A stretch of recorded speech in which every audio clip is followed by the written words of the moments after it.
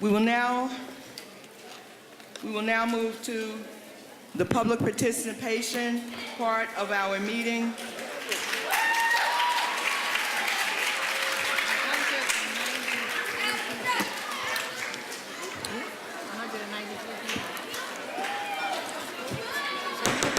Ladies and gentlemen, this is the public participation portion of the meeting. As a reminder, time limits for all speakers will be adhered to. There will be no sharing or granting of speaking time to others. Speakers must be present when their name is called. All speakers will be required to give names and addresses. The public participation portion of the meeting will be limited to 1 hour and 30 minutes. Examples of unacceptable behavior that will not be permitted include, but are not limited to, naming districted employees and engaging in personal attacks, slurs, excessive loudness, calling out, yelling, generally disruptive behavior, attempting to disrupt the meeting, or inciting others to do so. Public participation at board meetings is intended to allow individual members of the public the opportunity to address the board and the administration on issues of public concern, not as a forum for two-way dialogue with board members or the administration. The superintendent or designee or chair may respond to questions either at the end of the session or responses may be provided at a later time. The superintendent, designee, or chair may interrupt any speaker or terminate any individual's privileges if the comments are disruptive or obscene. An individual may be cautioned that a personally directed statement may be slanderous or defaming, and the individual may be liable for his statements. Attempts to hijack or filibuster the proceedings, repeated interrupting or badgering the chair or district officials, repetitive speech, or other disregard of the rules of the quorum will not be tolerated and may subject the individual or group to removal from the building, and if necessary, the meeting may be adjourned. Thank you. Congratulations.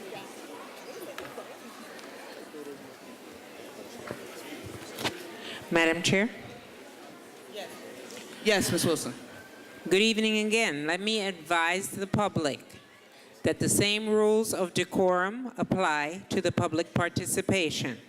You will receive 2 warnings should you be disruptive to the speaker or to the course of this meeting, and then appropriate action will be taken.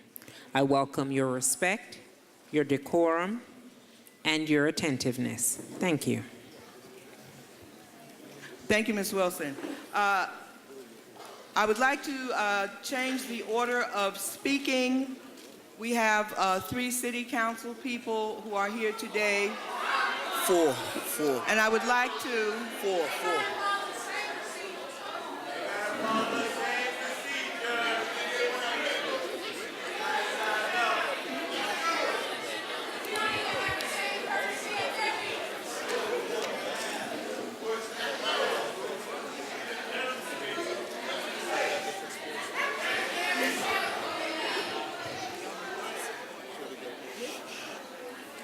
I'm sorry, there are 4 city council people here today.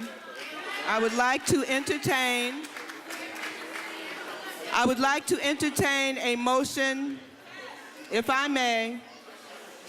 I would like to entertain a motion to extend the courtesy to our council people to speak first. Within that motion. Motion. Thank you. I'd like to just finish stating the motion. Thank you. Within that motion, I would kindly ask our council people if they could limit the time on their remarks, in respect to the other speakers who will be coming up. So may I, that was a motion by Mr. Lewis, second by Ms. Matthias. Motion to allow the council people to speak first. Moved by Mr. Lewis, second by Ms. Matthias. All in favor? Aye. Aye. Any opposed or abstain? That motion carries.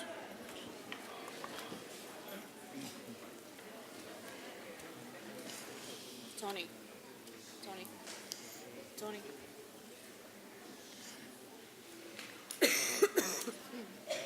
Our first speaker will be Central Ward Councilman Darren Sharif. Good evening. Good evening.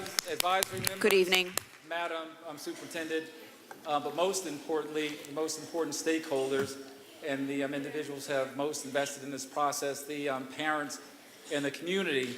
I am not going to be long, but I do want to express my support on behalf of the community and to echo what I think is a legitimate concern that a lot of residents and even people inside NPS have, and that is that they don't feel that they've been fully engaged in the line of communication that should exist as we go through reform has taken place. The one thing that we all agree on is that the status quo is unacceptable. I don't think that you will find a single person in this room who wants to celebrate failure. The other thing that I know we agree on is that we want to prepare our students to be world first-class citizens. And so how we get from the status quo to what should be an outcome and an objective that we all agree about is what is the subject and the matter of discussion. My phone literally started going off about 6:34 this morning when teachers, parents, people in the administration called me in a state of alarm and panic that there were a number of leases on the agenda today to be voted for.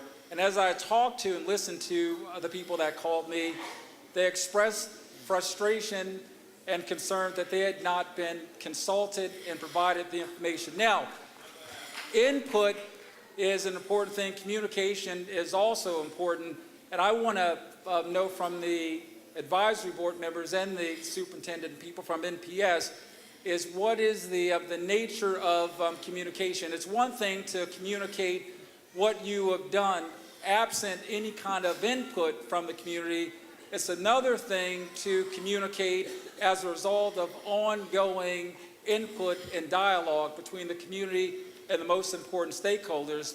I think that's what this community is upset. They feel that they've been disrespected and they have not been afforded the opportunity to be true partners in whatever this reform is.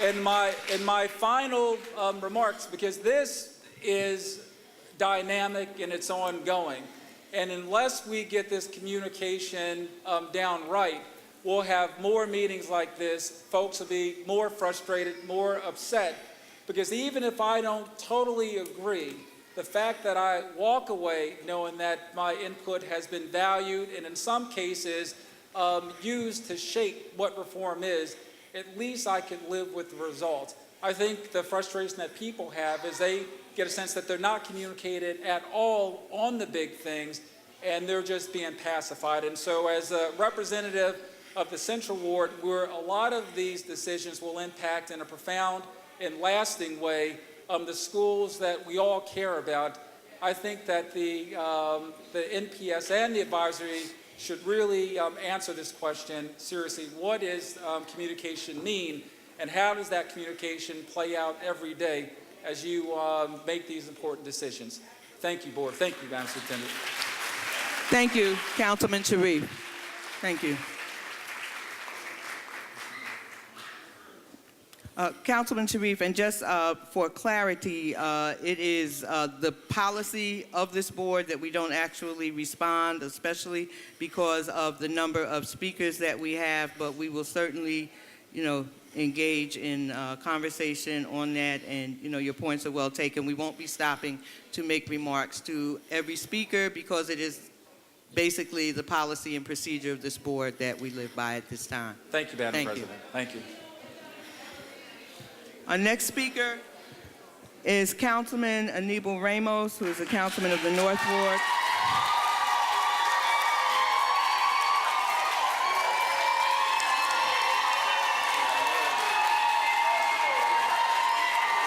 Good evening.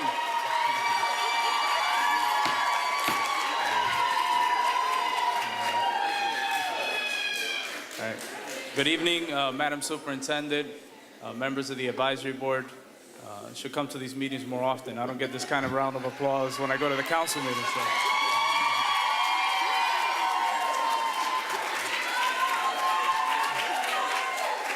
Just very briefly, I'm here tonight in support of a friend, principal of Abington Avenue School, Ms. Dina Velez.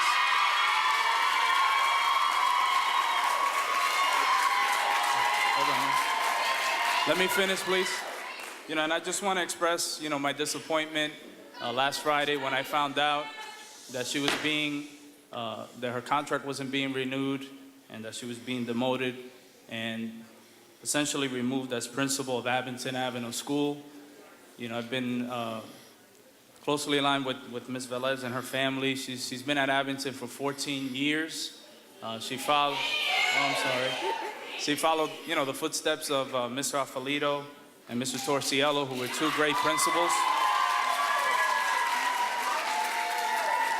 And, I don't believe the school lost a beat. The school continued its reputation as a high-achieving school, a school that was welcoming to parents and community groups. And one of the things that I respect most about Ms. Velez is that she's a Newark resident, she's a homeowner,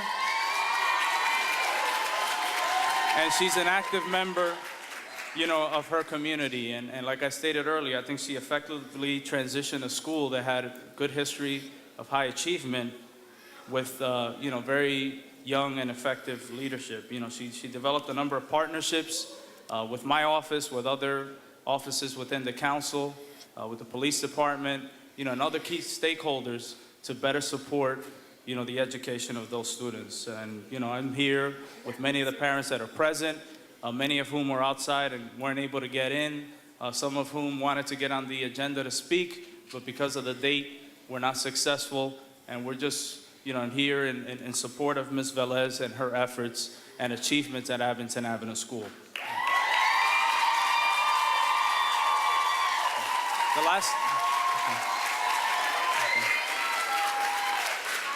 The last item, I want to quickly touch upon, and I know the advisory board already discussed it, was the proposed lease of the former Gladys Hillman Jones Barringer Prep building. I never challenged the district's or any other government's efforts to look at leveraging assets, especially during these tough economic times. But I believe, a little history needs to be known about the Gladys Hillman Jones and Barringer Prep building. And that particular building is in close proximity to McKinley, Ialma Flag, and Franklin, which are schools that have histories of overcrowdedness. The Old North Ward, the New Central Ward.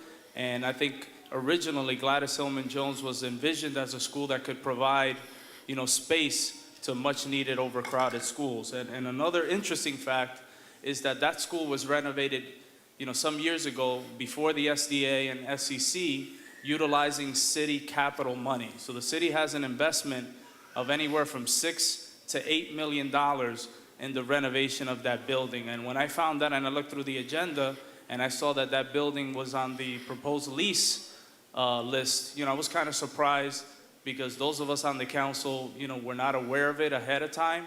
And I believe that any building in the city that the city of Newark has an investment in, as a matter of courtesy and respect,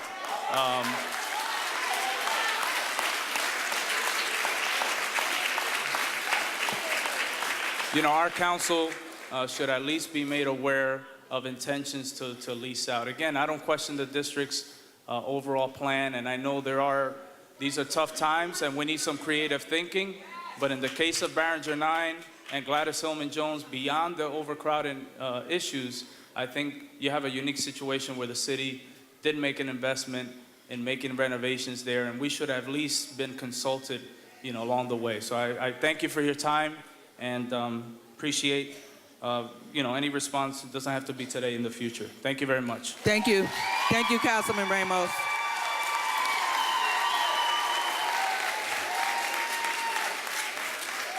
Our next speaker will be Councilman Quintana, Councilman at Large.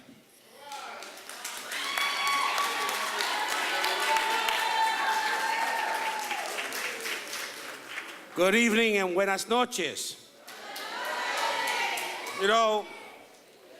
as a product of a Newark school system that some time ago made some mistakes and continues to make mistakes. I remember 1967 being misplaced by a system because the system decided that I can speak its language. But tonight I'm here not on a trip, but I'm here on a mission. I want to talk about what's important. Madam Superintendent, there are 10 elected officials in the city of Newark. And that doesn't mean that the mayor makes the decision for the city council. I speak my mind. No one tells me what to say, and nobody bosses me. I'm very concerned that, again, the other occasion, I was at Rutgers, and I had to stand outside because I was not permitted to a meeting.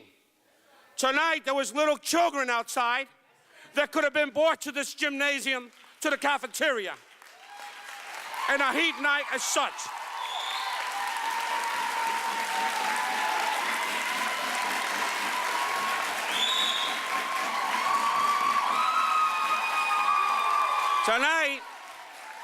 Tonight I'm here because I love my city and I love our children. And I'm not for any, look, I'm not against charter schools, but I am for the public school system that I came from. A school system that misplaced me because I couldn't speak its language. But I can say tonight that I'm proud that I can speak this language and I can speak the other language. But to say to you tonight that I'm here because of Miss Rios' father, who is, no, let me explain. Before she was Miss Velez, she was Rios, because let me tell you,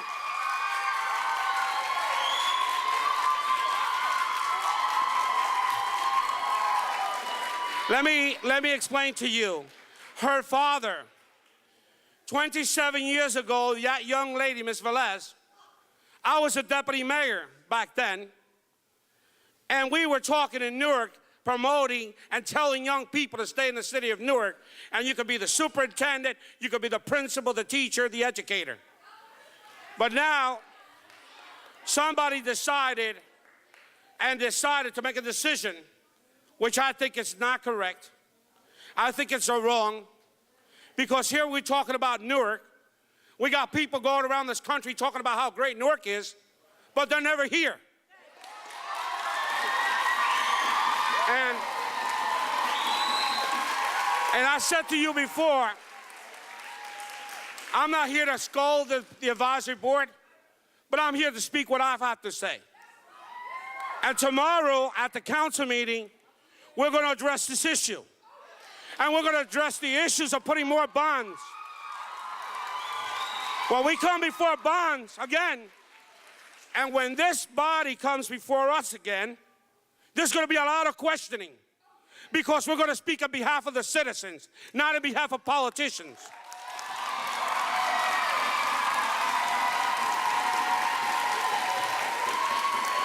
I want to leave with this notion, and this notion that I want to say tonight, that we're tired of people going around the country playing us like a little lottery. And we're tired of people talking about Newark Peaks children when they never went to Newark schools.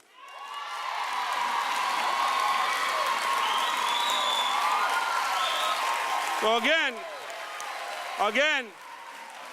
we cannot allow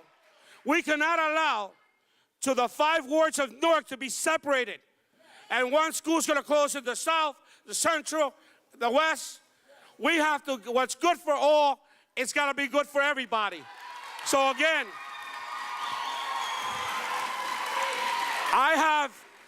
this is my second time before a Board of Education advisory board. One was when Miss Bolden was played with, and this is the second time when one of our own, Mrs. Velez, is being played with. I am here. I'm not looking for popularity, but I'm here for what's right and what's fair. Thank you. Buenas noches. Thank you.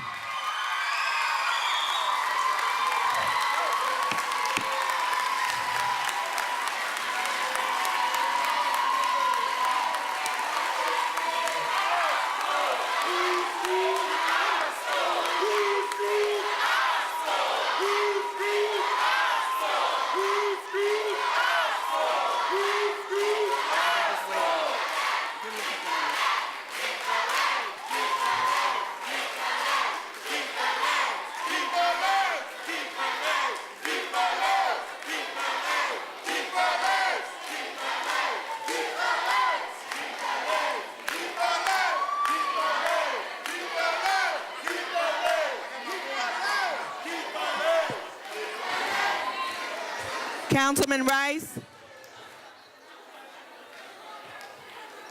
Councilman Rice from the West Ward.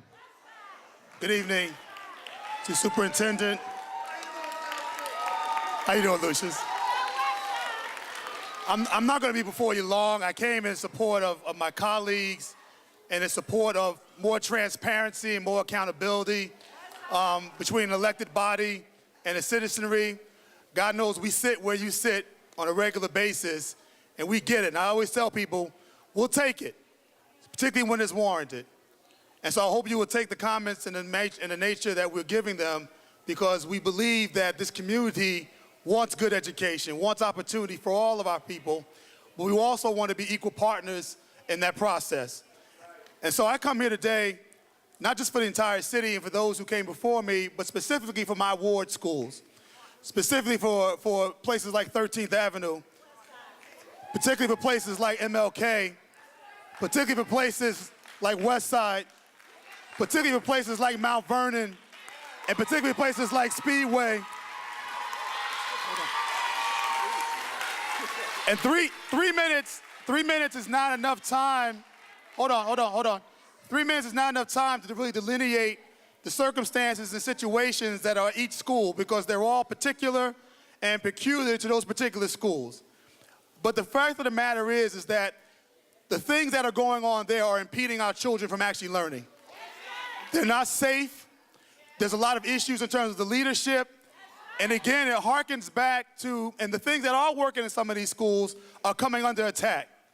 We have blue ribbon schools and their principals and leadership in my ward that are being questioned. And my mama told me, if it ain't broke, don't fix it. That's the first thing. The second thing is that we have some schools that have made adequately progress and bragged about some, are still making it, but are falling close to not making that mark. And we know that's just basic in terms of the federal No Child Left Behind requirements. We have other schools that are yearning and fighting to be free, but again are having leadership issues and having their autonomy questioned, and having their ability to make the changes they need to really rise to that next level. They need help.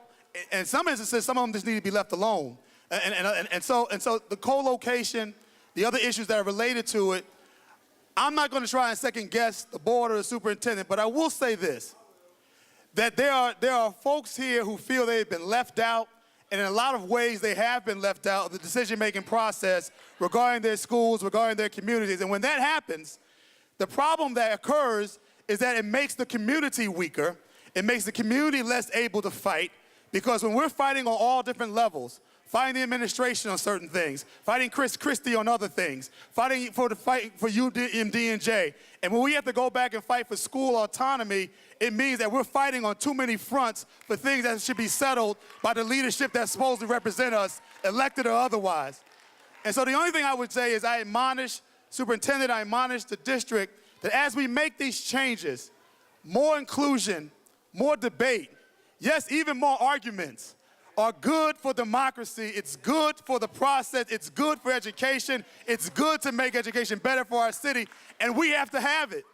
And we have to have it because any decision-making that happens with this particular body is going to affect not just the education, but it affects our communities, affects our ward, and affects our city. And the reality is that it's going to affect our futures in the 21st century. And so I thank you for the time. I admonish you again to listen. I'm going to stay. I didn't come here just to speak because I wasn't going to. I'm here to listen. I'm here to take notes, but I'm here to be supportive of what you all want to do going forward. Thank you very much. Thank you, Councilman Rice. We will now proceed to our speakers list. Our first speaker, Jordan Roper.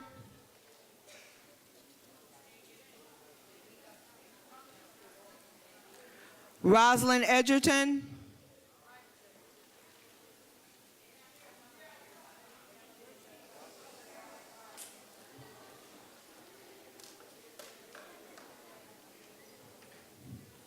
Ms. Richardson, I am going to ask up front. I added something to my speech today, so I may go over 3 minutes. I'm going to ask that I be allowed to complete. Ms. Edgerton, I do understand, but we have almost 200, almost 200 speakers. I'm going to try to do fast. I've been practicing. Good Thank you. evening. I'm Rosalind Edgerton, and I'm retired from the district. My home address is 119 Arlington Street in Newark. First, I apologize for not appearing at April's meeting as scheduled. Like those who spoke at that meeting, especially the students, I am supporting the non-closing of Martin Luther King School. Superintendent Anderson, it has been stated that you are carrying out what the former superintendent wanted. He was incorrect. And if you continue with closing, you will make the real bad choice. Another reason I heard for the closing is that the school needed costly repairs, and it would be very costly. I recommend Youth Bill students. Using them will save a lot of money and give knowledge and experience to Newark students. What about providing all of the resources put in charter schools, like small classes with support, new technology like smart boards, etc.? You don't have to put indoor-outdoor carpeting, just bright colored halls, classrooms that are repaired. Yes, change is needed in the district. It has gone downhill since the state takeover. The current principal is new. He hasn't been given the opportunity to turn things around. Give him that opportunity with support. How were the last test scores? Since so much importance is placed on them, if just a small improvement was made, don't close the school. Provide support. Too often, some of our students think no one cares and give up. Please support their dreams. They do have them. After I retired, I became a volunteer with the charity Celebrity Read program sponsored by United Way yearly in February. I read at Harriet Tubman and Martin Luther King this year. Tonight, I brought along the book I read at Martin Luther King with 2 other books. I will leave with you to review, and I'm hoping you will make all 3 books required reading for the entire district. I haven't read the book entitled On the Mountaintop by Charlene Hunter Gorth. I heard Ms. Hunter Gorth speaking on radio earlier in May about the reason she had written her history. She was speaking at high school students in Atlanta, Georgia, and was saddened when none of them knew about the history of the Civil Rights Movement. Back to the book I read. This is the one I selected to read at Martin Luther King. To a kindergarten class, a little girl yelled when I turned to the book, the pages of books, people getting ready to go to the March on Washington. Okay. And, oh man, yeah. I'm going to leave the books for you, Ms. Anderson, because I really would like for you to review Thank you, them. Ms. Edgerton. Thank you very much, and I will talk to you about that. Thank you.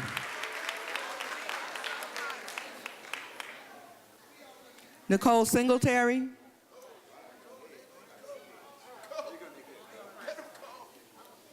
Madam Chairperson, before I start, may I ask for a moment of silence, 5 seconds of silence for a former student that was killed recently in our city, stabbed multiple times, and was found in the bushes, Miss Jennifer McCrae.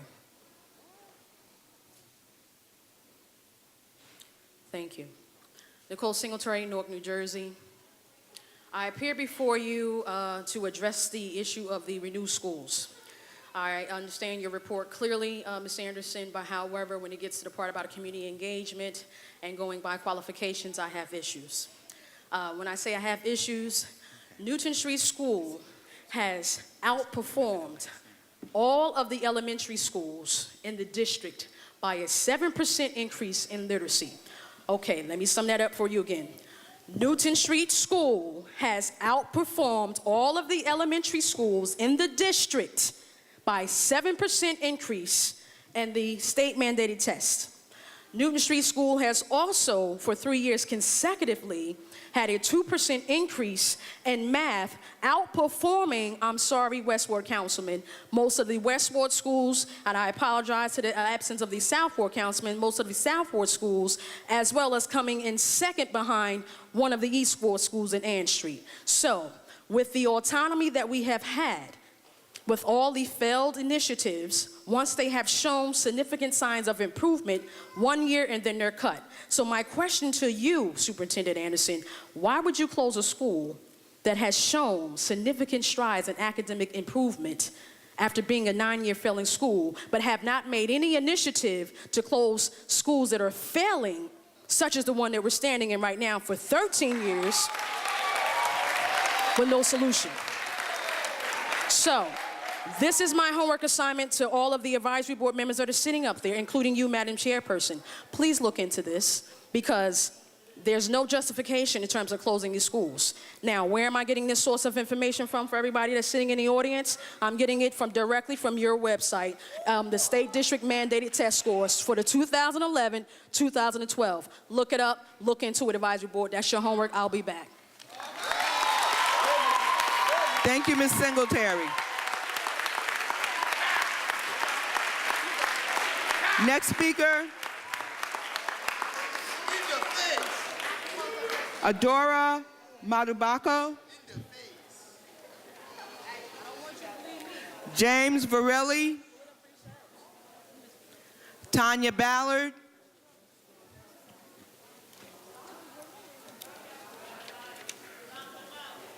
Gladesia Tatum. Jacqueline Blob. Jacqueline. Crystal Williams.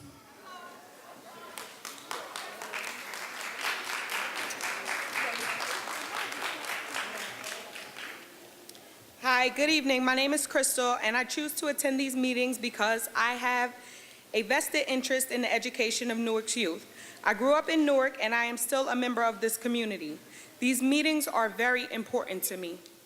My son is a special needs child, and he is being educated at North Star Academy.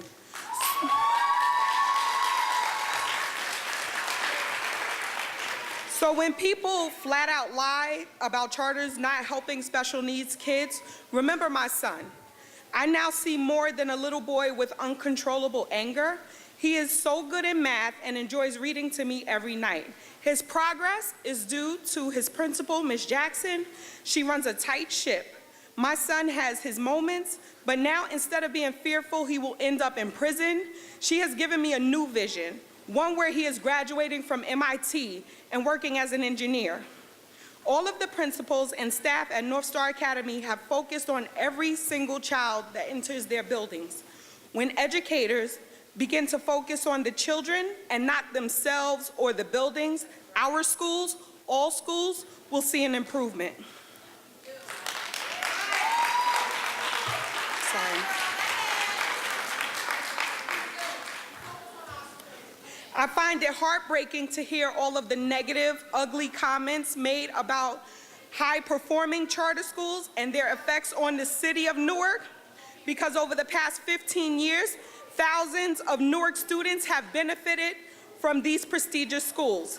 At North Star, they increased the rigor with the understanding that hard work may not change your current environment, but your situation will definitely improve because you will be given better choices in the future. Ironically, with all the good that North Star does, it does not receive the same amount of money per student that traditional public schools receive. Yet, they have continually expanded every year. The question is why? To fight the social injustice mediocre education for inner city youth does. Thank you.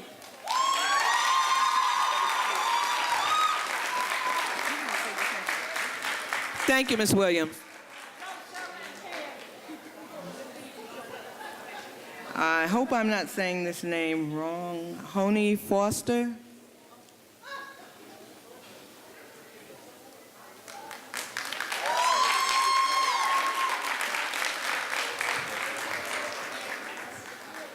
Good evening. My name is Honey Foster, and my daughter Paris attends Team Academy. Most people think that charter schools do not serve children with IEPs. Paris has an IEP, and finding a quality option for her has been a lifelong struggle. She's attended both public and private schools, and she had been labeled throughout as being lazy and inattentive. She finally attends a school that has supported her throughout her disability and is working to make sure it is not a setback but a stepping stone to her college success. I'm incredibly proud of her hard work and thankful for the school she's in. But I'm here tonight because I know that there are thousands of kids like her that are still struggling to find learning environments that provide them with their stepping stone as well. I have plenty of friends and family who have had similar experiences as my daughter, but unfortunately, they have not been able to benefit from the ability to choose from alternative forms of education. I feel every family in the city of Newark should be afforded a quality, free education in our city. I believe that every family in Newark should be able to choose a great school for their child, and I firmly believe that this city will go in a direction that its education system goes. I'm here to ask this advisory board to support any reform plan that gives parents the ability to choose excellent schools for their kids. Schools whom have made preparation for college their top priority, and with teachers and parents who have contracted agreements to make the necessary sacrifices to achieve just that. For too long, children in Newark have not had enough of these schools. I hope all of you on the advisory board will think of my daughter as you consider the future of Newark schools. I want to give our new superintendent the chance to support all of the city's special education students, and I will support any proposal that helps them achieve their full potential. Thank you. Thank you, Ms. Adams. Our next speaker, Wallace Arrington.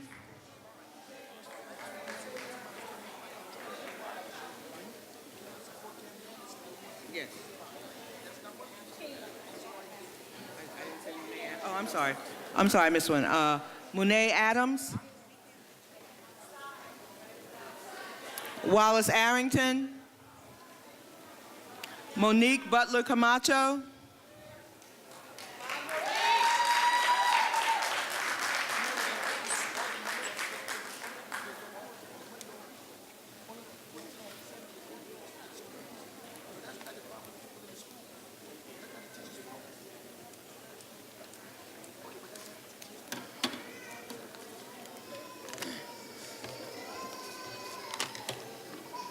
Good evening, Advisory Board. Good evening. My name is Monique Camacho, and my child attends Spark Academy, located in the George Washington Carver School Building. We share space with 2 other schools, and it's working well for everyone. Spark Academy, a public charter school, has instilled a newfound confidence and belief that education is fun and worth having, especially for my Kanye. My son was not handpicked to attend Spark Academy. We entered a random lottery. Kanye is my third to last child to attend the team schools, and there was a lot of pressure from his siblings to perform and behave well because of the reputation they established at their individual schools. Teachers like Ms. Adams and Ms. Pollack not only ingrained a love for learning, but they helped him become a scholar who's on path to college. The school has made my life easier. He comes home every day, takes his books out for homework without being asked, and he makes sure I attend meetings like the one tonight, and is reading to his younger brother almost every night. My son is growing every day, and I know he'll be attending college in year 2023. I am here today because I want every family in Newark to be able to choose an excellent school for their child. I have friends and family who are currently on waiting lists, not only for Spark, but for other charter schools. I have friends who want a choice between high-performing traditional public schools around the corner and high-performing charter schools in their area. The point is that all parents deserve the right to choose to send their child, their scholar, on the path to college. Thank you. Thank you.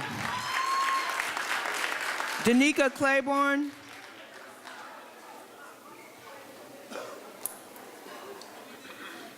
Linda DiMartino Pollard.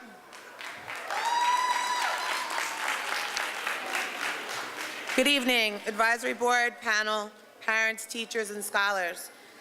I am a mother of 4 and stand before you again today, as I do many times. There are many misconceptions and animosity toward the charters in the city of Newark. I am here to set the record straight. We place our children in a lottery to enter these schools. We don't get them hand-picked as everyone claims they are. Charters only take the cream of the crop, I hear all the time, but that's not true either. I have 2 children that attend North Star Academy and one with an IEP. And trust me, she had many challenges. I wouldn't have chose her. They have given my daughter all the resources she needed to succeed and wouldn't allow her to fail at all. I'm going to stand before you today and tell you this wasn't an easy challenge. I was nervous, but you know what? I think that education starts at home. I think that if we give our kids what they need at home, they will bloom like flowers and grow. That's right. Co-location seems to be the hot topic around here. Well, I stand before this advisory board today asking to please allow traditional public schools and charter schools to commingle. I have a child that goes to a chartered school that will not be available for him next year. I will do everything in my power to make sure that this transition is as smooth as possible for 5- and 6-year-old children. It is sad to me that we have to fight for space when there's so much space available in Newark. Cammie, I commend you for coming to Newark and fixing such an unsettled situation, our education. Doing what is long needed here in Newark, I believe. And you know what? This task may not come to fruition anytime soon, but I sure see it going in the right direction. I thank the board, parents, and scholars for giving me your time. Thank you. Madam Chair, before you go on, there's this whole, the beginning of this list is all charter school parents. Excuse me, Mr. Lewis. Mr. Lewis, in reference to these kind of issues, I would just like to suggest that any changes of any type of policy or procedure that we would discuss deal with them at another time. I'm willing to draft that policy because this is. Mr. Lewis, at this time. At this time, until there are any changes in any policies and procedure, we will continue with the list as is. And we will, at the appropriate time, discuss any proposed changes. So can we just, I know we trying to organize a retreat coming up. Can we, during that retreat, draft a policy that say Newark Public School parents get to speak first? Because this is a Newark Public School Advisory Board meeting. Mr. Lewis, if we could please discuss that offline after the meeting. At this time, we just need to continue with the speakers list. All right. Thank you.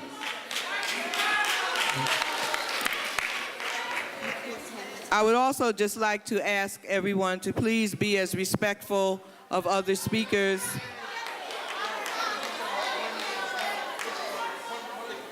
To please be as respectful of other speakers as you want them to be of you when they don't agree with you.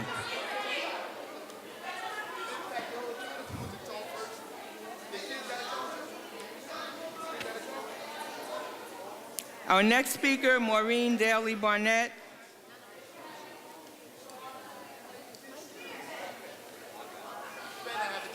Jennifer Smith.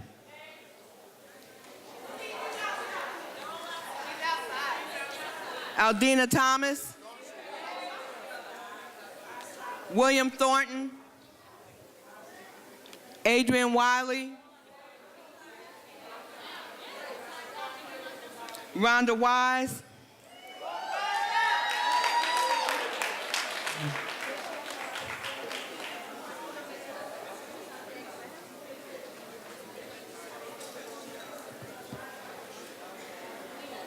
Hi, good evening. My name is Rhonda Wise. I'm a resident of the West Ward. I am a Newark Public School parent, and my daughter attends North Star Academy, Vailsburg Middle School. I'm here tonight to work towards ensuring that every youth in Newark has access to a quality public school education. More specifically, I am here for my child, Rashima, who has received top honors at North Star Academy, Vailsburg Middle School these last 2 years. She has read over 4,500,000 words outside of her schoolwork this year, and last year she received a perfect score in math on the NJ Ask assessment. My work with the school-based youth services, thank you. My work with the school-based youth services, communities and schools, Gear Up Newark, and as an independent trainer consultant exposed me to many public schools and educators in Newark. I know it is possible to get a decent education here, but it is not always easy. I enrolled my daughter in what the teachers told me was one of the best traditional public schools in Newark. I also became the PTA vice president and developed a relationship with each of her teachers. During that time, the educators and administrators encouraged me to find a more strenuous learning environment for my daughter because she was not being adequately challenged there. She was clearly in the top tier intellectually, but not excelling academically because she was bored and therefore not motivated to do her best. We struggled with this dynamic for several years until I learned about North Star. I attended the preliminary parent meetings, I completed the demographic information forms, I confirmed my daughter's registration with Newark Public Schools, and we attended the lottery. It was only then that her academic records were requested, and she attended her half-day introductory session to get a taste for the North Star experience. As a mother who entered college at age 16, I am passionate about education and ecstatic about finding a public charter school in my neighborhood that meets my daughter's academic needs. Just 2 weeks ago, the 6th graders took a tour of Columbia University, and Rashima is now considering attending this college because she was so excited about the extensive library system. She was so excited about the extensive library system and all the books that she could read there. Last year, she went to Princeton and was able to attend a science class there and was excited about that as well. At North Star, she takes college-level class notes, has been on the STEP team, participated in the Arts and Crafts Club. She's a young leader and has performed each year in the annual school play. North Star students are required to be responsible for themselves and each other and have accountability. She gets homework in every subject every night, and there's zero tolerance for bullying and violence. So I don't have to worry about her getting her butt kicked like I did because of her intelligence when I attended a Newark public school.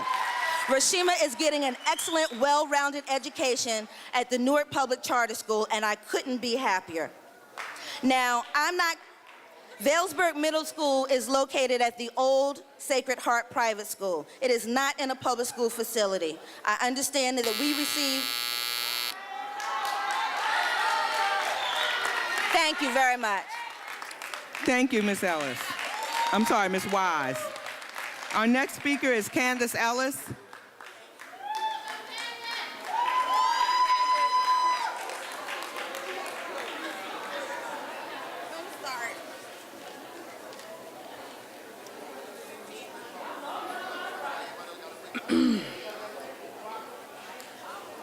Good evening, board members, Superintendent Anderson, and the public. My name is Candace Ellis, and my daughter, Christia, attends North Star Academy, Fairmont Elementary campus. First, I'd like to dispel a myth that a lot of people in here don't know. Charter schools are public schools. Charter schools are public schools. I'm here tonight because I'm in support of co-location. As a parent, I'm sincerely moved by the idea of sharing. When our children are young, we teach them that sharing is caring. So why shouldn't that apply here? I believe that co-location represents unity and falls right in line with Dr. King's message of working together towards a common goal, not in the context of racial equality, but educational equality. All of our children deserve quality education. Every child in Newark. I received a newsletter about 2 schools that are currently co-locating, and it's working out well. Unfortunately, it's not going to work out for 13th Avenue School, and our children are going to be looking for a home, but they still have made a progression, joined together and been collaborating on a lot of things, showing how a district public school and a charter public school can work together to benefit all of Newark's children. Already, the schools have jointly run winter coat drives, food drives, and have applied for grants to beautify the jointly used cafeterias and summer gardens. Teachers often travel back and forth between the schools to share best instructional practices. I share this with you to explain how co-location can help 2 schools and its students benefit both financially and fundamentally. I say financially because charter schools receive 30% less funding per student than traditional public schools, and no money for facilities. Charter schools are actually helping to fund underutilized and underused facilities. I personally believe that every family in Newark should have fair and equal access to the same quality education that my daughter has received, whether at a district public school or a charter public school. Co-location supports our vision that every child in Newark deserves a great education. Thank you. Thank you. Leslie Foster.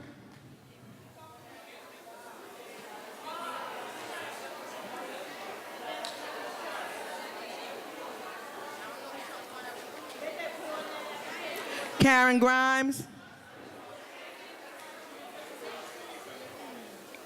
Arnold Locke.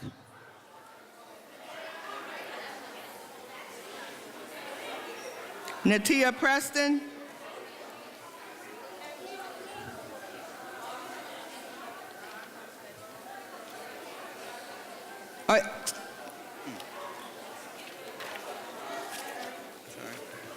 Jacqueline Ramos. Tori Richardson. Sean Williamson.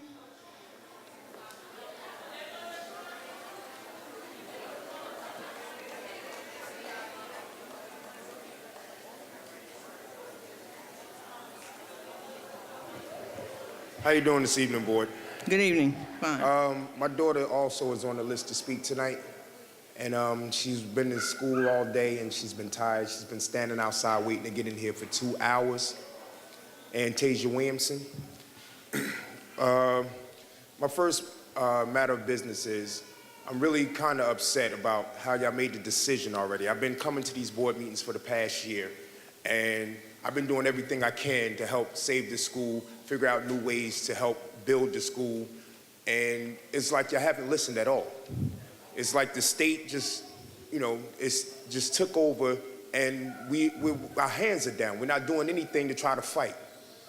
Now, my daughter's been in this school all her life, and her little sister just joined the school this year, and now they got to blend with 13th Avenue School, and I don't think that's fair.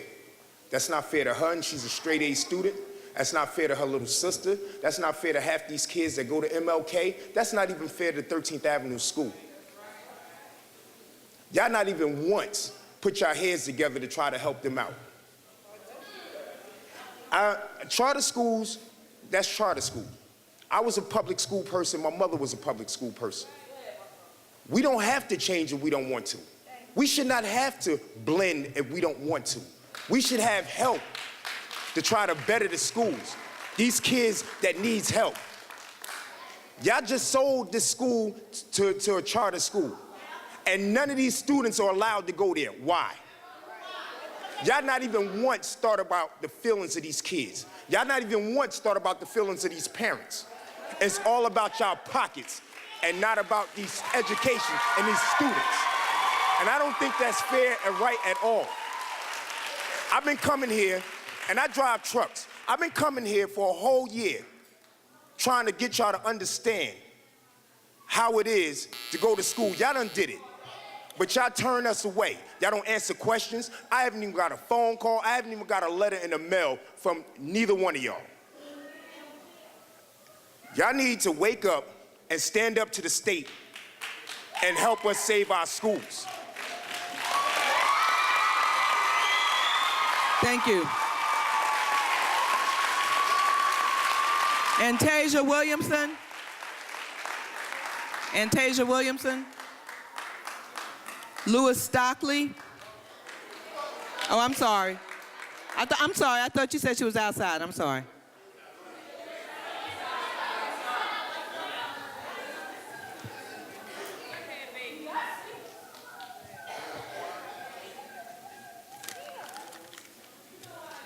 Hello everyone, my name is Antasia Williamson. So I just heard that I have to leave my school, the one that I grew up in before I graduated. MLK helped me grow up and I don't want to leave. Even though you change into a charter school, why do I have to leave? Why do my teachers have to leave? Do you know at my age it's hard to adapt to a new environment without the teachers that was there the year before?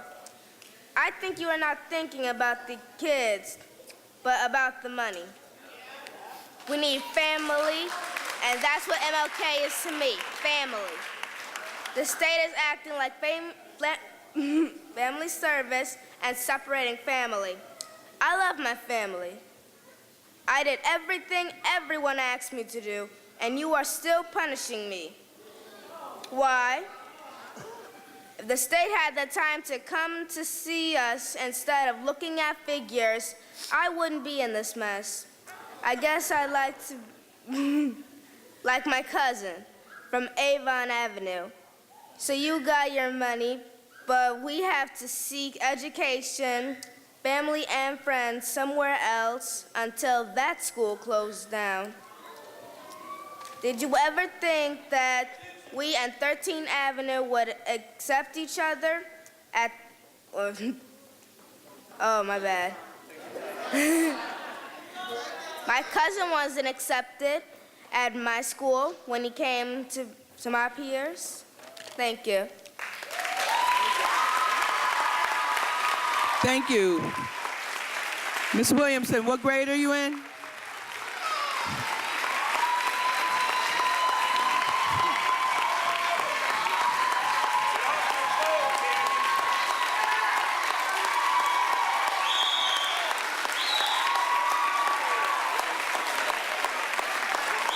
Ms. Williamson, what grade are you in?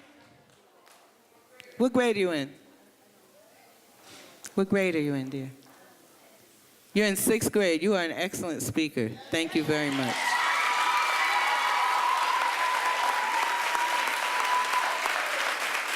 Lewis Stockley.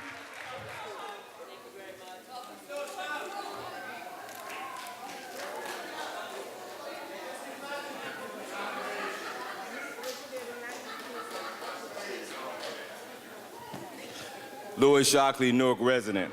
Hopefully you'll get these 2 articles that I just gave. It's 10 copies there.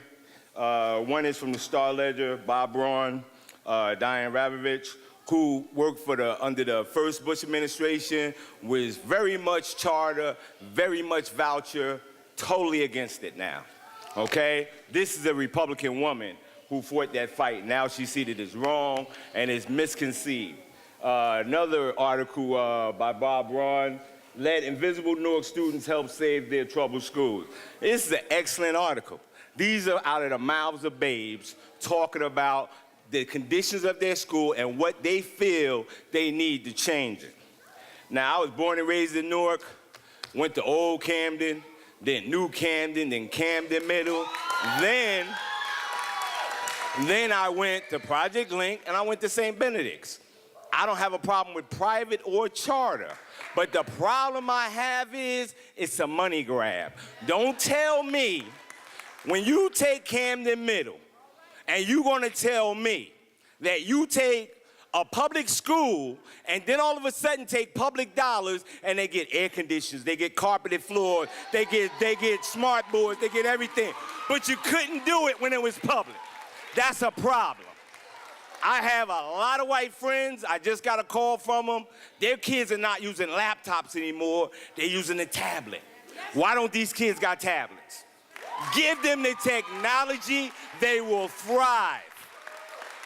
There should be a camera. I've talked to teachers. Stop bashing teachers. We got bad teachers. We got bad board members. We got bad council members. We got bad presidents. We got bad senators. Ain't nothing good all the time, okay? But let's just deal with some reality.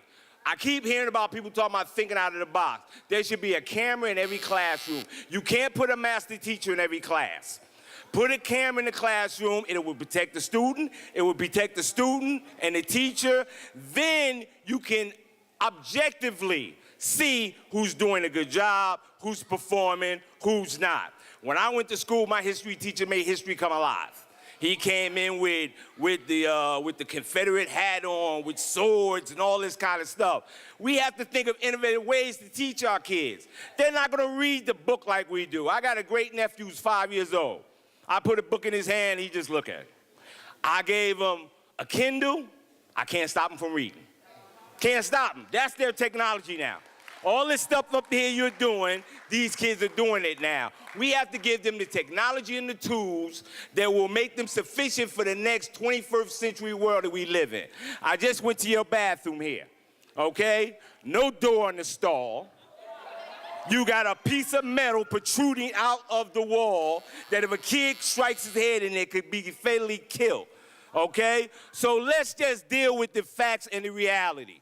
Too many times, we have our kids in failing schools that are falling down. Fix the schools, and then let's fix the teachers and everything else that's needed. Thank you. Van Ness Roper. Is Mr. Roper here? Aquila Spain.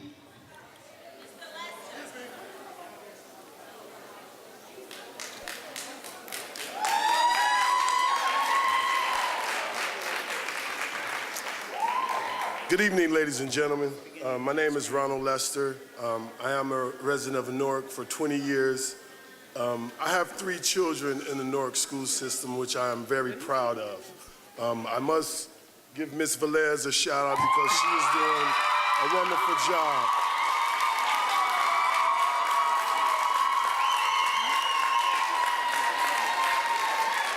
Excuse me, sir. What did you say your name was? My name is Ronald Lester. Okay, I did not call your name, sir. Oh, I'm sorry. Well, can I continue to speak since No, up I'm here? sorry. I really have to adhere to the list. I apologize. Okay, I apologize, ladies and gentlemen. Aquila Spain. Tahir Mohammed. Akia Spain. Okay, sorry. Tahir Mohammed. Ms. Anderson, I'm here to tell you, I will be going public on you and you, Shabbat, because y'all crossed it. And I'm telling you now,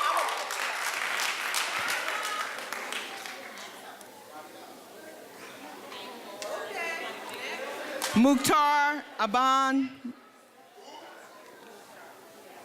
Mukhtar Aban, I believe it is. Umar Abari. Umar Abari.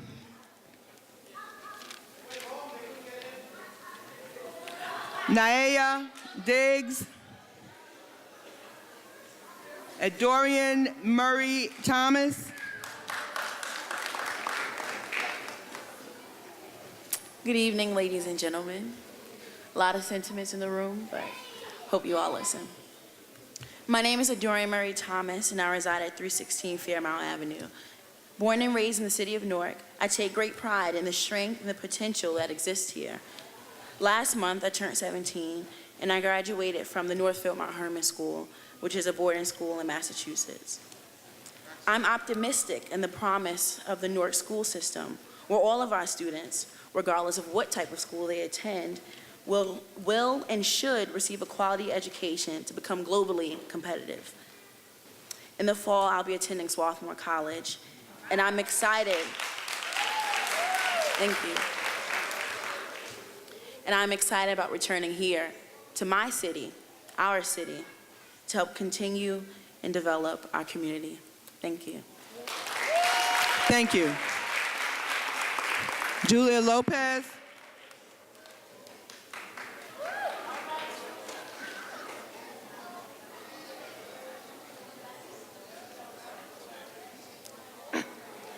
Good evening.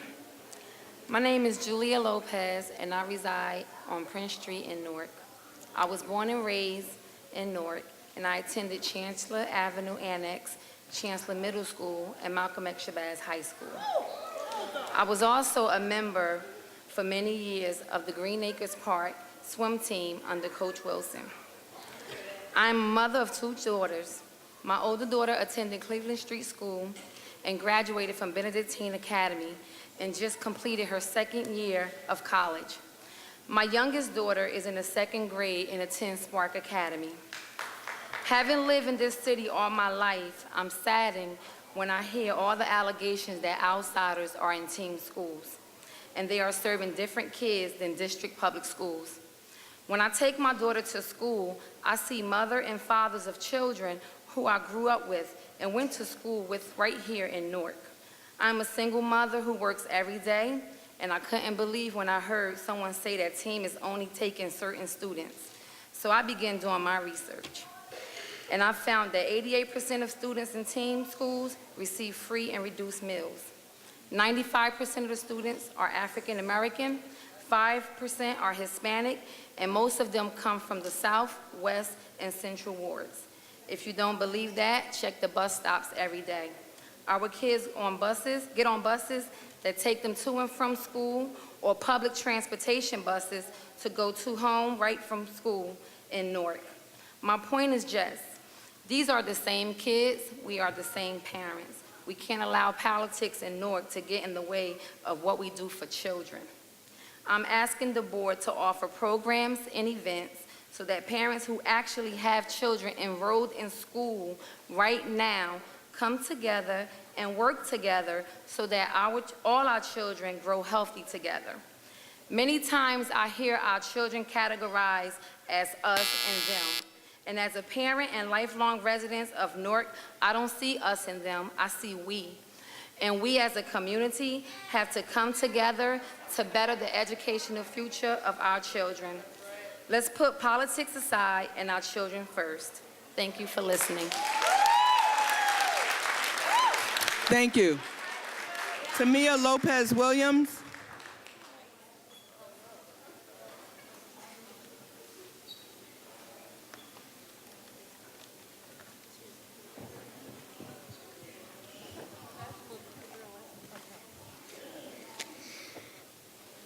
Good evening. Good evening. Distinguished members of the board and everyone in the audience. My name is Tamia Williams. I am the 2nd grade and a student at Spike Academy. In Newark, New Jersey at Spike Academy, we share a building with George Washington Carver and Bruce Street schools, where our motto is 3 schools, 1 heart. Tonight, I would like to make a special dedication to all the wonderful teachers and all of tonight. I would like to make in the public schools and a poem entitled Why God Made Teachers. As a student in Tufts College, which is the name of my classroom, I would like also to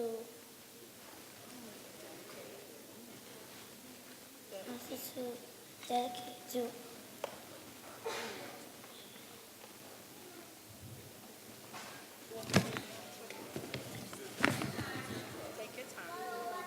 where am I? Oh, dedicate this my teacher, Mr. Davis, for his commitment to excellence and his patience working with me and my classmates. What God Made Teachers by Kevin William Huff. When God created teachers, He gave us special friends to help us understand His world and truly comprehend the beauty and the wonder of everything we see and become a better person with each discovery. When God created teachers, He gave us special guides to show us ways in which to grow, how to live and how to do what's right instead of wrong, to lead us so that we can lead and learn how to be strong. Why God created teachers and His wisdom and His grace was to help us learn to make our world a better, wiser place. Thank you.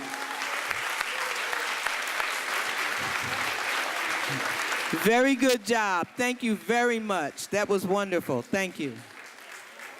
Melanie Williams. Terrence Tariq Durant. Leona Webb. Brianna Fillmore. Tawana Baker.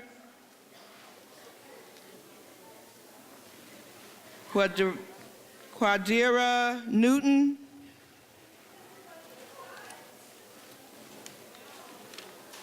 Thomas Ibiang. I know I said it wrong. Good enough. Okay, thank you.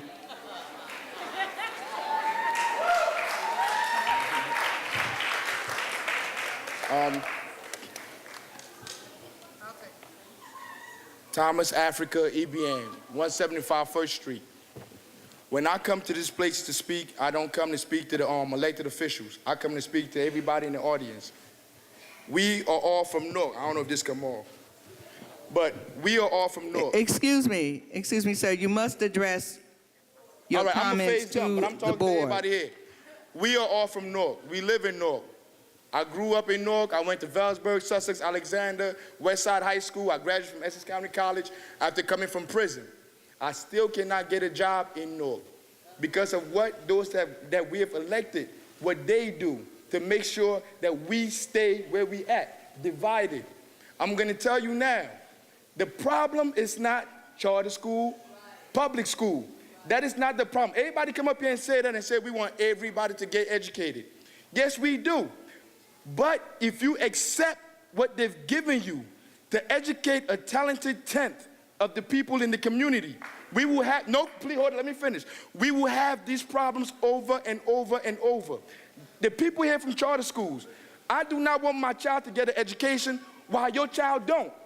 But I would not sit by and watch them cut the funding from my child's Excuse me, sir. You must address the board. All right. I would Thank not you. sit here and sit down and watch you cut the funding from my child's school to educate somebody else's school.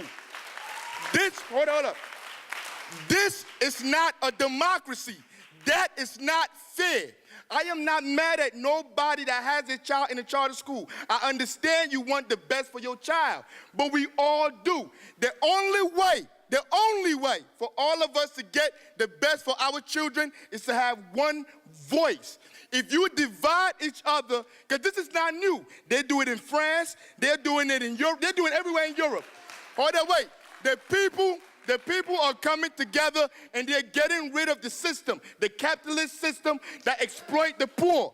The only way to defeat Camby Anderson, Christie, wait. The only way to defeat these people is for all of you sitting there and all of you sitting here to come together. Then all our children can be educated. Because even if your child is educated like me, they cannot get a job to feed their kids. Because those that sit up there, like Cammy Anderson, that make over $200,000 a year, do not care about your children. Listen to me. All you have to do is look at the plan on what they want to do to see if they care about your child.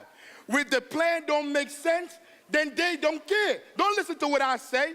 If you choose to come in and close the school and open up new, beautiful new schools to put a certain percentage of the schools in, when you let other schools rot and you let schools like this have no window, no door, then that is a problem.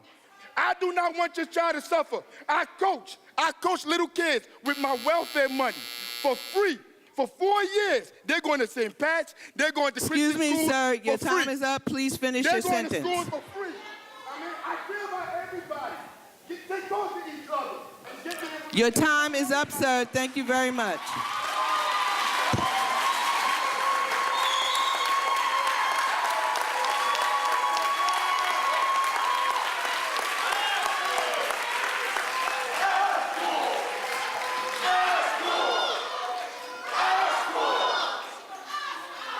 I'd just like to remind everyone that no, not that much, not that as much as the fact that there is a limited time of approximately an hour and a half total on the public speaking, so we do just want to allow everyone who signed up to have that opportunity. Julissa Vasquez.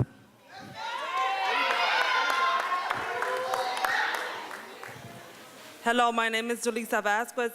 My address is 120 Littleton. And I just want to request from the advisory board member of a vote of no confidence to remove Kamini Hernandez out of her position. She has targeted Camden Street School by bringing Camden Middle, a school that has 7 years for failure. Our school only had 3 years, but when you look at the test score of growth, you say you're judging us, it matched the district. That number is 41. Same thing with the NJS test.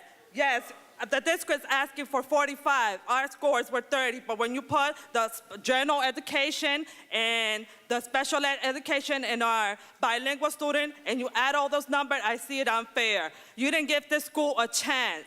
You didn't give this school a school resource. You just threw this school in with us and decided to, yeah, exactly. She just decided to throw this school inside with us. Didn't give us no resource. Didn't give us nothing to help us. The plan is that she's just trying to give us new principals, give us new management, new people. This new principal you appointed us. It's his first time being a principal. I wonder who's going to mentor him. We're going to have next year 1 crisis teacher, 1 nurse, and 1 gym teacher. I don't see how that's going to work. Our increase of 8th grade classes are going to be 25 students. That's going to be a problem. I suggest that our candidate should be removed. She didn't give us a chance. Why should we give you a chance? You don't think about the students. No one's thinking about the students. The students are suffering. We have teachers that are packing up to go to other schools. You have teachers that got removed from Camden Middle into Martin Luther King. Those teachers are getting now removed to Martin Luther King. So what are you doing? They're not they're not reapplying for your job. So every year you're gonna keep removing these staff members and administrators. Our school, Mrs. Pat, you removed her principal. She was principal of the year. We have teachers there that were teacher of the year. Give us a chance. Do not do this to Camden Street School. Stop the renewal plan. You need to go.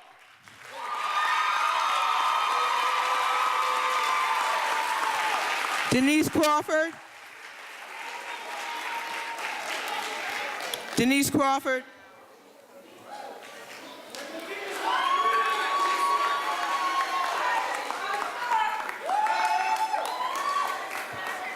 Good evening.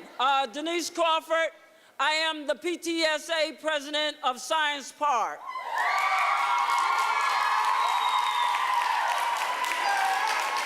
(102) Prince Street.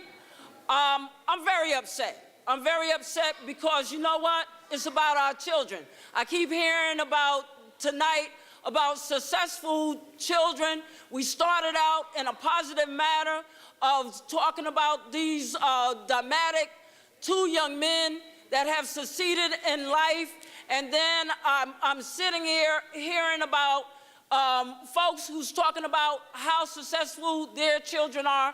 I applaud you. Thanks. Great. But let's talk about Newark Public Schools, okay? Hold it, because they only give us a little time. Let me explain to you. First of all, you don't fix our schools like they should be. Yes, Science Park is basically a new school, but when you walk on the floor is coming up. Yes, I got a phone call. Yes, I sat down and I talked about this school coming into Science Park. I do not agree with it.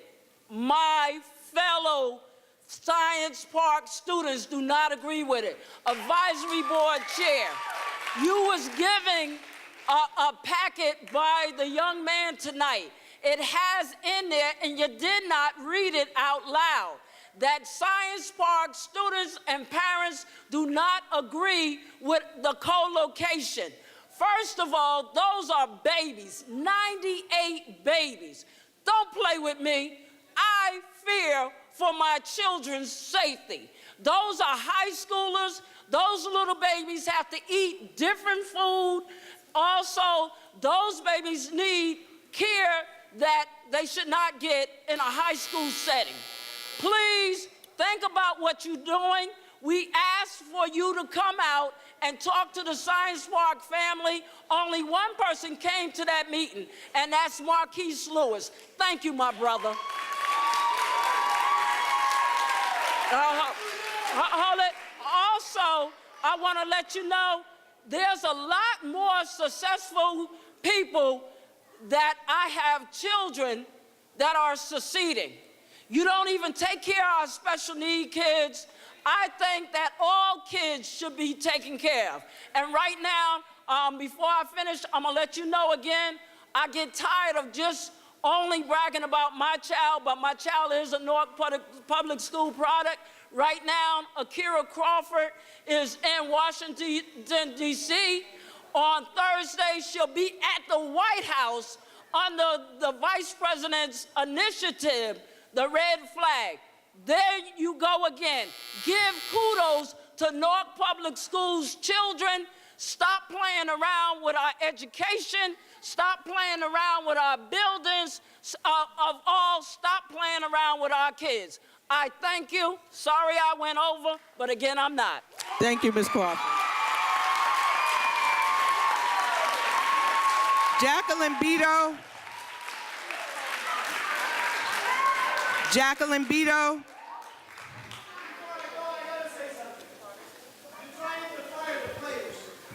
You're out of order, sir.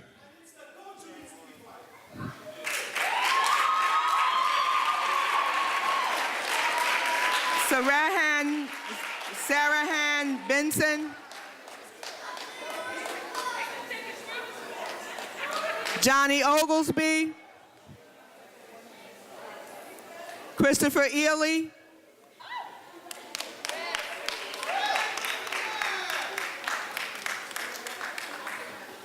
What's good and good evening, everybody on the board, everybody in attendance tonight. Good evening. I'm Chris Saley.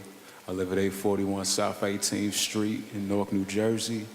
And I'm graduating Saturday as a senior at Newark Collegiate Academy, a charter school.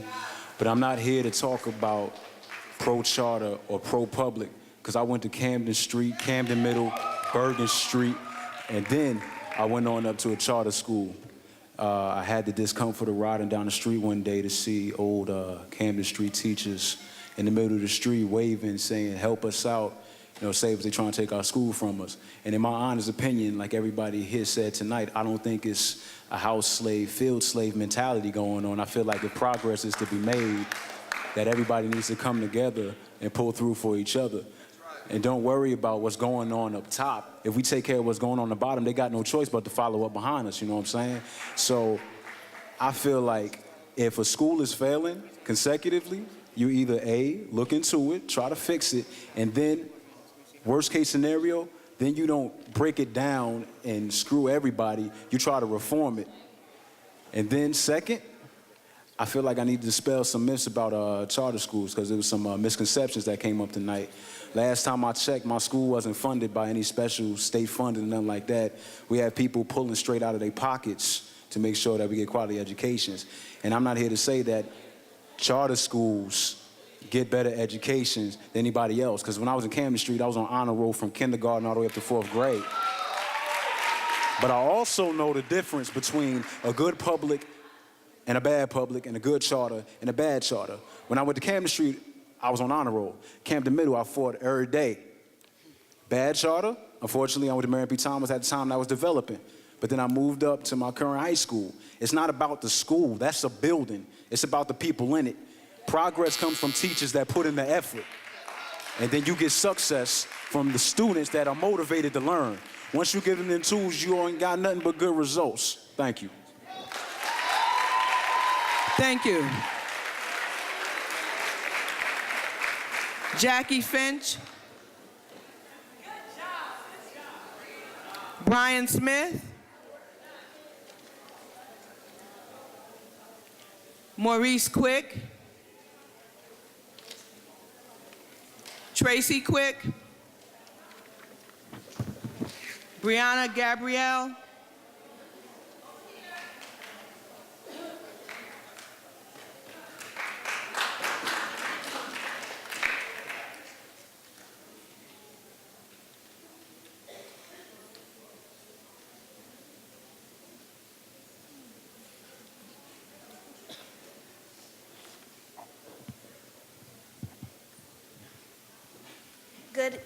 Good evening, Superintendent Anderson, advisory board members, students, parents, and family members.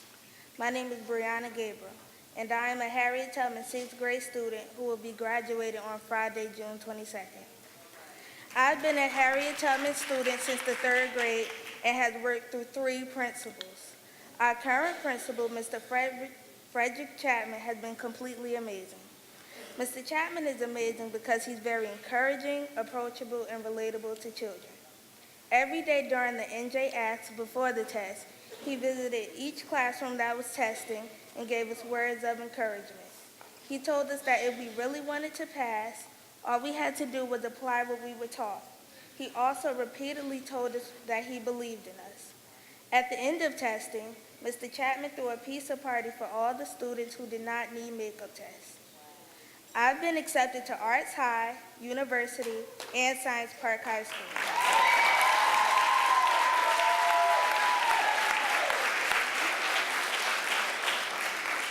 Just last week, Mr. Chapman was able to sit and talk to me and help me see the bigger picture regarding my choice through backmapping. One of my favorite qualities of Principal Chapman is that he is able to relate to children very well. If any student is having a conflict with someone else, his doors are always open for listening and giving advice. While this is a very exciting and new time for me, I am leaving Harriet Tubman with fun memories and looking forward to visiting and giving back to my Harriet Tubman community. It's hard to say goodbye, but it's good to know that the school will be left in good hands under Mr. Chapman's leadership. Thank you. Thank you. Thank you very much. Good job. Thank you. Leroy Mack.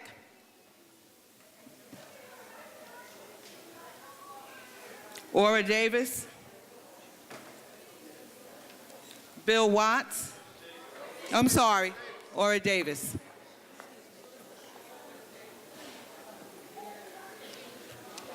Good evening. My name is Ora Davis. Good evening. Central Ward for 50 years.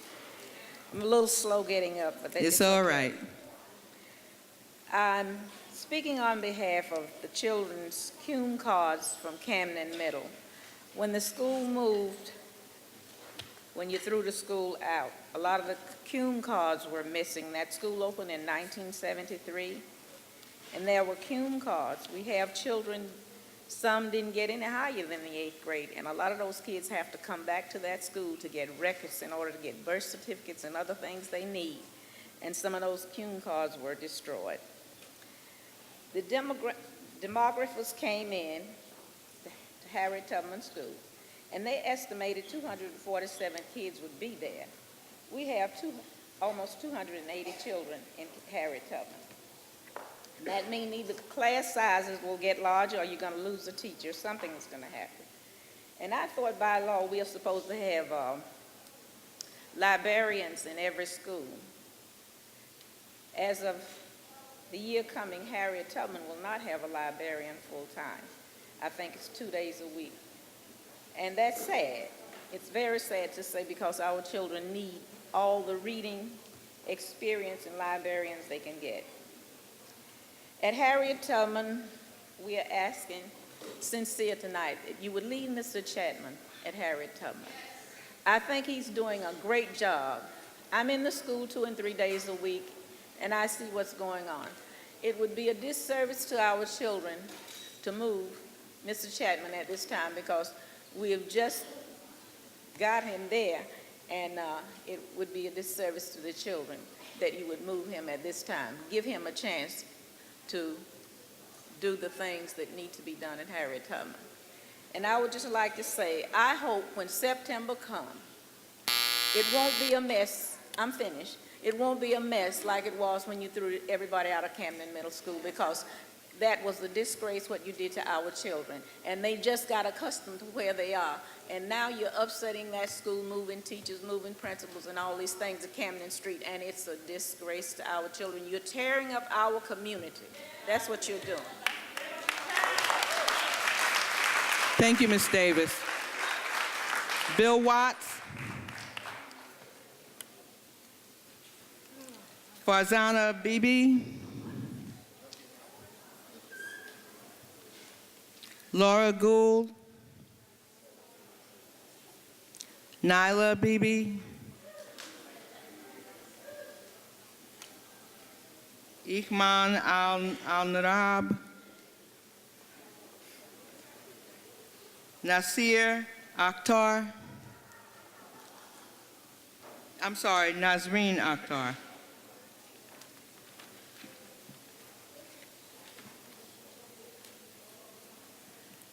Mehek Kulsum. Ruxana Javid.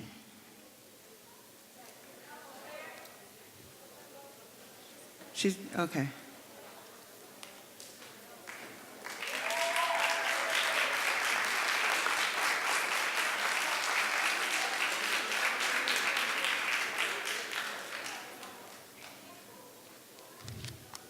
Hi, good evening. My name is Ruxana Javed. To start, Mount Vernon School has been serving families of all sorts since 1954. Why corrupt the already built home that generation after generation has been accustomed to? When charter school come into play, there is no until benefits students can get. Why? Because there are several problems that arise with them. A public school takes every student as is where a charter school picks and chooses who can fit their standard. A school like Mount Vernon not only teaches but guides and establishes a life path. I will see this school grow and prosper in a way that you would think it is never going down. I am mother of 4 children, and I can say proudly that all my children attend Mount Vernon schools. I have a daughter.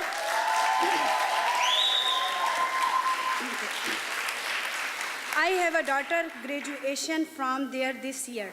You can only imagine the love I have for this school. The love this school has given not only to the families they serve, but the whole communities and as a whole. Mount Vernon School education is one like no other because teachers teach not only to teach but to develop and understanding that the students never forgets. And I will tell you, not only is this school academically great, but it is great all over, from sports and extra curricular activities in which students never stop learning. Making chance to such a great school will not benefit anyone, but the Board of Educations. Every school cannot be perfect, but this school is perfect. What Mount Vernon gives no charter or private can duplicates. Thank you. Thank you.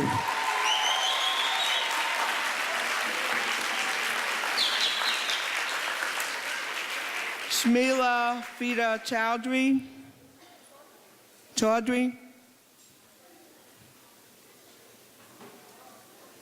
Shaheen Shah.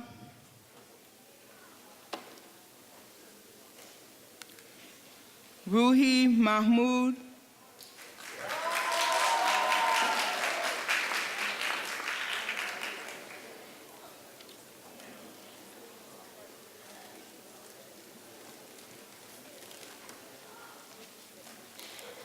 Hi everyone, my name is Ruhi Mahmood.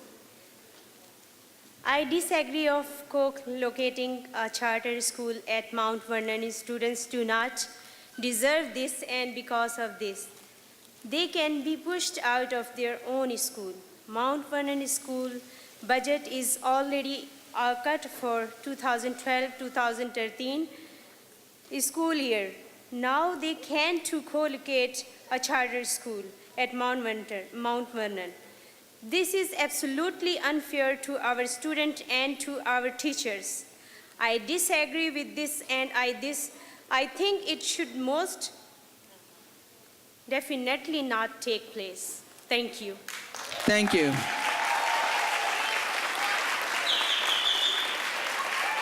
Maria J. Martinez.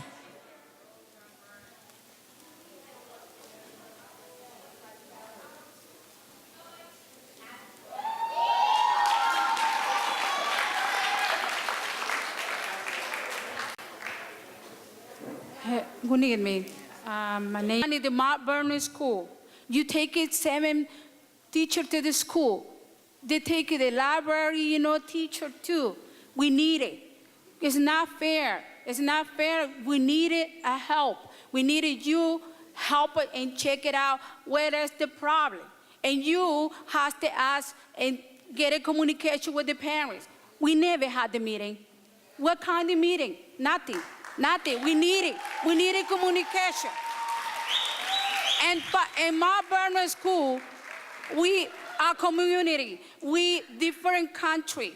We love together. We love the teacher. When you take a Mount Vernon School, you know how many people you hurt. Think of your parents. You have children. Think of that. If somebody do it to you, you be in my position. I have one daughter, but I only think of myself. I'm thinking to everyone. All right? Please, think about that, and thank you so much.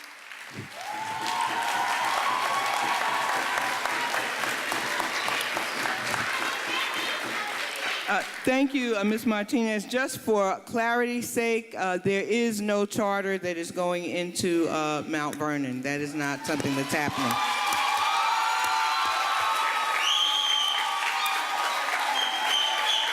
Next speaker,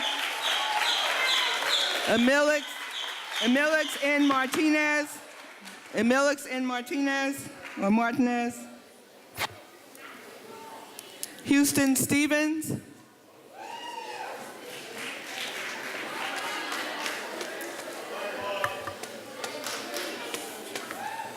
Good evening. Good evening. My name is Houston Stevens. I reside at 209 Ivy Street in Newark, New Jersey.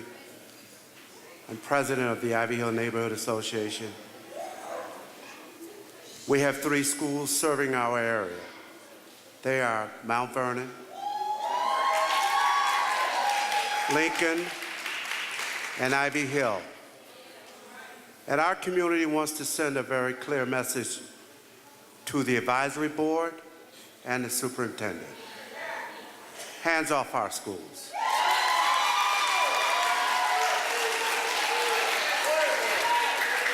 I'm glad to hear from you, Madam President, that there will be no co-location at Mount Vernon. There will be no co-location at any schools in our area. Let me tell you why there will be no co-location. Because our community depends upon the schools. And it is very clear that the policies of this administration are designed to undermine what is happening in the schools as opposed to uplifting them. They're destroying the public schools. And, you know, this is not an isolated problem. This is a national problem. And it's connected to something very serious. It's connected to racism. I want to use that word because we don't talk about it much, but I want to be very clear. When they start talking about failing schools, they're attacking teachers. The schools that they're talking about failing are in the urban areas. The teachers that are in those schools are the Black and Latin teachers. They are organized. They are in unions. They have certain rights. They want to undermine them. That's all part of the whole system in this country and around the world of austerity for the working class. That's what's happening. They're driving down our schools. They want to keep the inequality that exists in our society between the rich and the poor. They represent the 1%. We represent the 99. The 99 have got to take over the schools. The governor is part of the problem.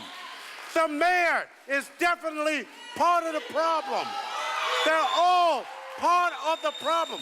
Cammie Anderson, who went to school with the mayor, I guess, they're part of the problem. They're all in the same group. And what we've got to do, we have to mobilize a fight back, understanding that we have to save our schools.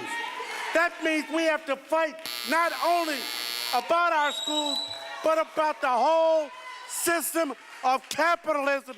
Let me finish. Thank you, Mr. Houston. Thank you, Mr. Houston. That's what we gotta fight. Fight back.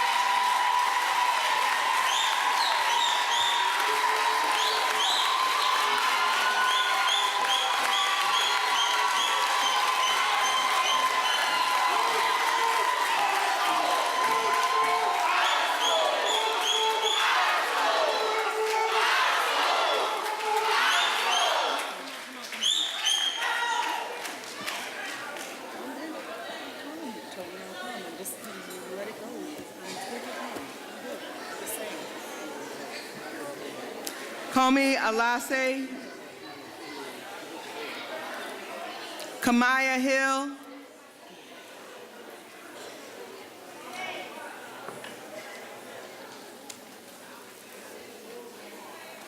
Tamika McRae,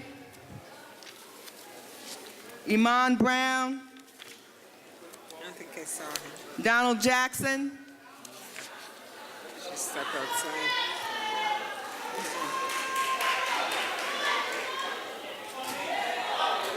No, Donna, not Donald.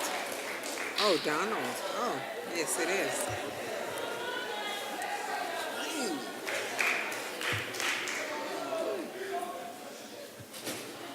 Donald Jackson, 79 Tracy Avenue, Newark, New Jersey, 07108. God is good. And let me just explain myself before I begin. I was at work. Someone said, you need to stop by the board meeting because it's still going on. And I come and you guys call my name. Before I begin, Ms. Baskerville, as a Norker and as someone who, when we ran for school board, we talked, and I guess I can say I got some tutelage from you. I can say I was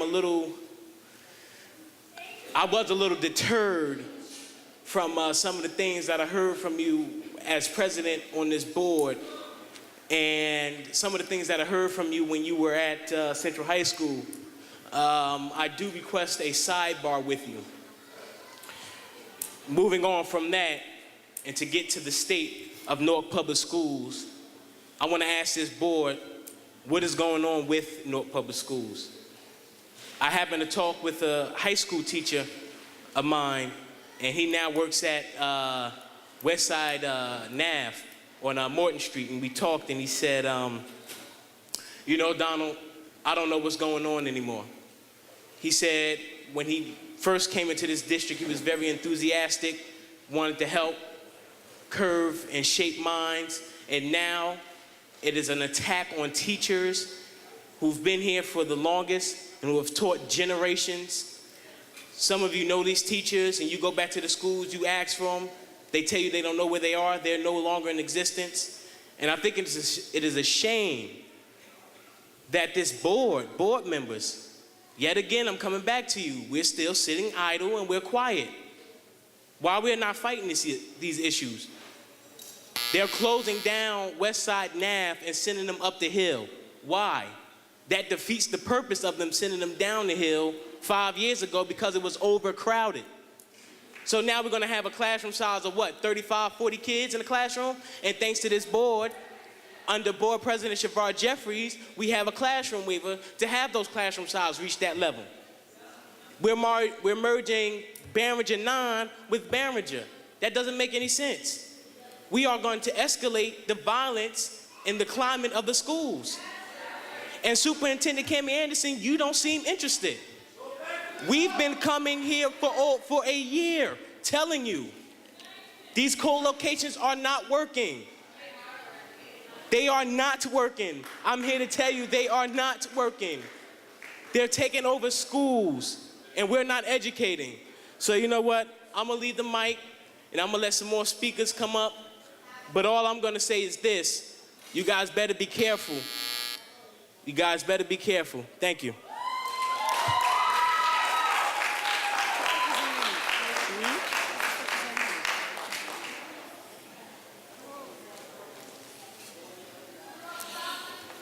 Shirley Adams. Andrews. I'm sorry, Shirley Andrews. Veronica Williamson. I didn't see her either. Donna Jackson.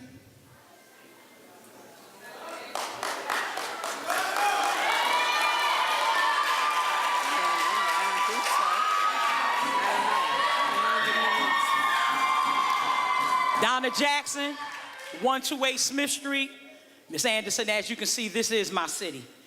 These are my people, and I know you didn't know Newark was this multicultural, and you never thought in 1,000 years, because I know Corey didn't tell you, that Newark would come together like this, but this is the beginning of what's gonna be all next year, because we don't agree with none of this stuff that's going on.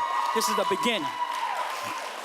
To all you board members who are sitting there confused, don't seem to know what direction to go in, don't know what people you serving, forgot who voted for you and put you in place, you get the same message. You're on the same plane with Miss Anderson, and when it's time for us to move it on over, we'll move y'all on over too. Miss Anderson, this is about our children. This is about this district moving forward. And I'll be the first one to tell you, yes, change does need to come.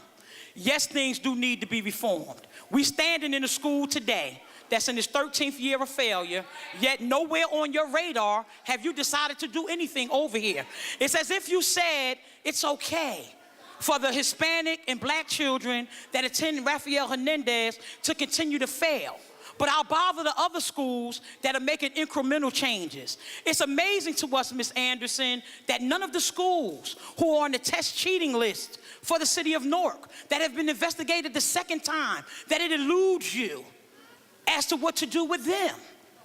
Well, the State Department and the federal government have investigated for you. Duh. Use the data.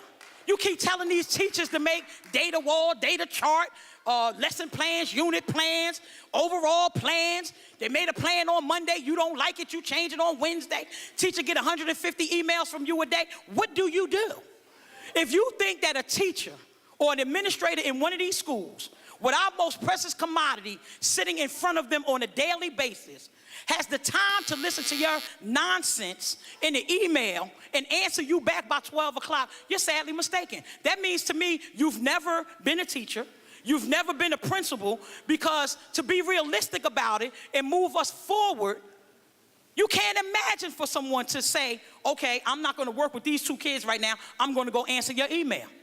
Or you have these people now underneath you, some of them from our side of the team, and most of them from your side, who now want to go around and terrorize and bully people.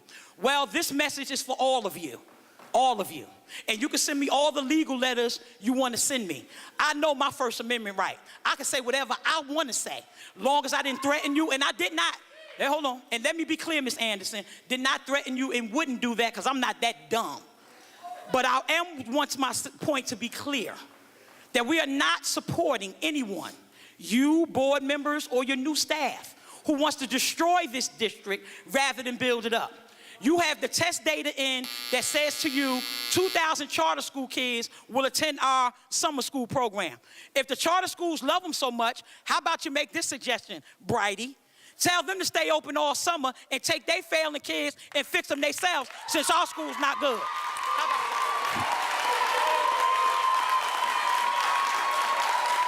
Next speaker, Crystal Caceres. Hello, my name is Crystal Caceres. I am a 7th grade student. Quiet, please. I'm sorry. Please give the speaker respect. Thank you. Hello, my name is Crystal Caceres. I am a 7th grade student at Camden Street School. I disagree with your renewal plan at Camden Street School because I know our staff members and administrators put a great effort to help us with our education. Why remove and blame our staff and administrators when you are the one who brought Camden Middle to our school? As we all know, they've been a felon school for 7 years. Our school only 3 years of felon. We were not given the opportunity to prove what could be done. Out of the blue comes the decision to renew Camden Street School.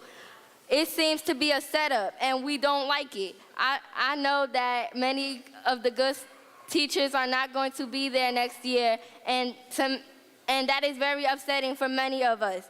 According to what I hear, also class sizes are going to increase. Not to mention that many of the programs are not going to be offered next year. How is our school going to be better under the renewal plan when all the extra help and resources are being taken away? Is this a plan for something different? Maybe. You are setting us up for failure, so then you can close the school and open a charter school. Be honest and tell us your real plan. Education is turning into a business, and we are the ones suffering from your decision. Are we students or dollar signs? Just keep our school as it is and give us a chance. Don't turn your back on us now. Thank you very much. Thank you.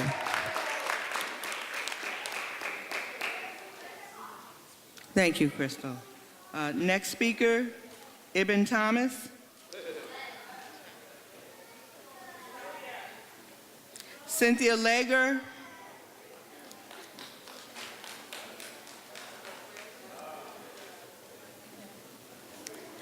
Good evening. Good evening. So I've heard a lot tonight about some nervousness and distrust about co-locations.